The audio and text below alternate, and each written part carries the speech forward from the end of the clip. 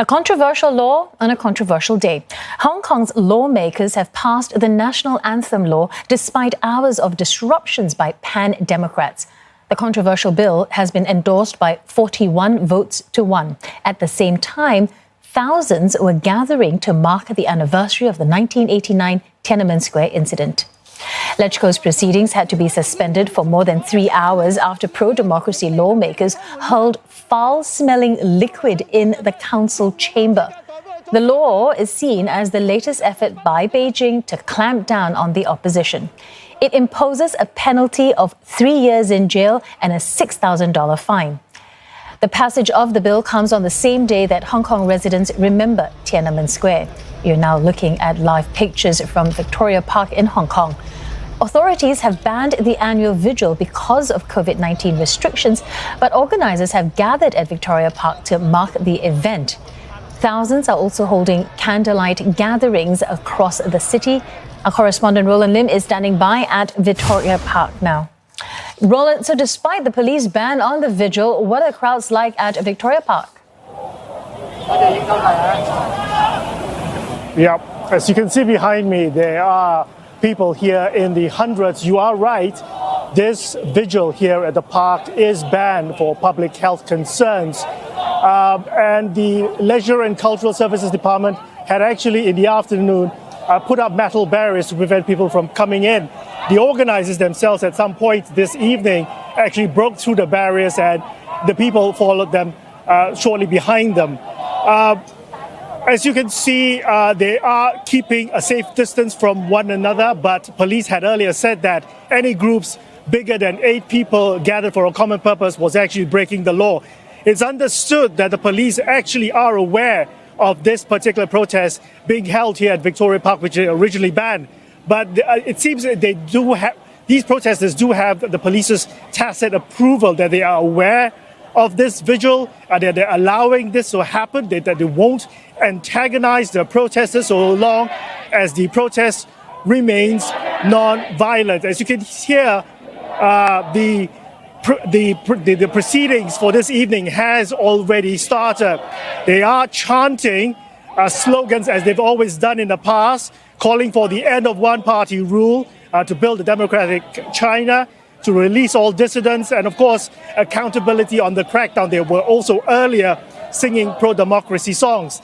Now, this is only one of many commemorative events happening across the territory. There are dozens of booths set up across the territory. They are giving out candles for people to light them up between now and 8:30, wherever they are. They're also encouraged to post messages on social media so as to garner public attention to this particular event. On top of which, there are also other commemorative events being held.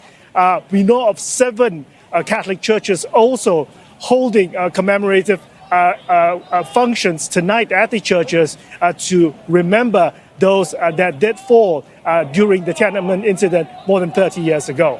Ganda. Roland, the national anthem bill was passed this evening at LegCo. What's been the reaction to that so far? Right, the reaction, of course, has been mixed over the national anthem bill that now will be gazetted to become law. It will make it a criminal offense to be insulting or to make derogatory statements or actions towards the national anthem themselves. Now, the government has said that this was a much-needed law, that Hong Kong has needed guidelines as how to behave during the playing of the national anthem. Of course, you remember during football matches, qualifying World Cup matches, anti-government supporters had actually booed the national anthem, thereby prompting Beijing to enact this particular law or calling upon the government to do so, and they have done so. But it will be interesting to see how the courts here will actually define insulting as it stands and what sort of precedents it will make to cases as they are brought in.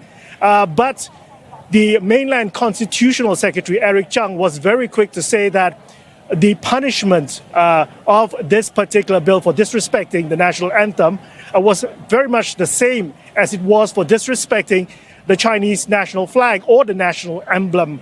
But of course, the opposition, especially the opposition lawmakers that tried to block the bill with no success, of course, say that patriotism cannot be forced.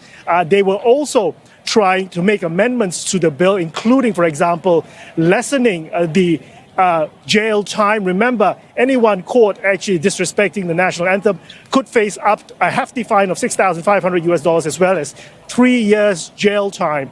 So a lot remains to be seen as to further down the road when the national anthem is played and when people will be actually brought to the courts charged with disrespecting it, how it will play out in courts. And of course, let's not forget that the court system here in Hong Kong, which is common law, is very different from the courts in China, which is civil law. So it remains to be seen how such a law that's transplanted from China will work in Hong Kong.